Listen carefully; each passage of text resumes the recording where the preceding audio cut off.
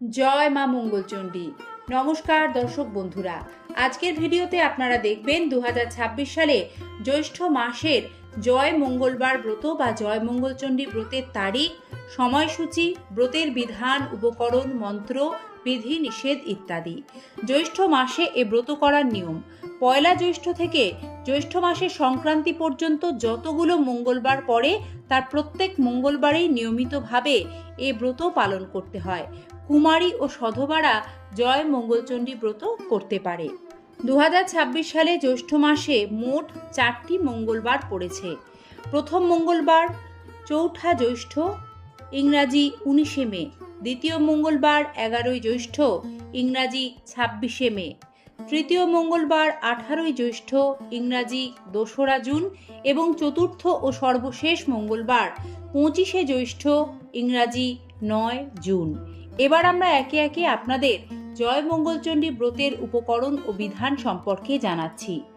17টি সুপারি, ধান, দূর্বা, ফুল, পাকা আম, পৈতে ও কাঁঠাল ইত্যাদি এ ব্রতের মূল উপকরণ। এছাড়াও একটি সিঁদুর কৌটো, একখানা আয়না ও চিরুনি। প্রথমে আলপনা দিয়ে একটি পদ্ম এঁকে তার মাঝখানে কতগুলো ধান ছড়িয়ে দিয়ে তার ওপর মঙ্গল ঘট বসাতে হয়। একেই মঙ্গলচণ্ডীর ঘট বলা হয়। ওই ঘটের গায়ে সিঁদুর দিয়ে স্বস্তিকের 2টি চিহ্ন এঁকে দিতে হবে। ঘটে জল ভর্তি করে তার উপর রাখতে হবে 2টো পান আর একটি কলা। ঘটের পাশেই রাখতে হবে ভাড়া। ওই সময় সাধারণত যেসব ফল পাওয়া যায় তাই দিয়েই ভাড়া তৈরি করা হয়। এতে দিতে হয় 2টি করে আম, কলা, লেবু, লিচু, জামরুল, খেজুর, গোলাপজাম, কালোজাম ও গোটা সুপারি। এর ওপর একটা গোটা কাঁঠালও দেওয়া যেতে পারে। তারপর সেই ভাড়ার পাশে রাখতে হবে জল। 17টি কাঁঠাল পাতা, একটি বেল পাতা একসঙ্গে বেঁধে ভাড়ার পাশে রাখা কর্তব্য। 17 গাছা দূর্বা একটা কলার ঠোলায় পুড়ে তার কাছেই রাখতে হবে। সেই থোলাটির গায়ে যেন সিঁদুর মাখানো থাকে।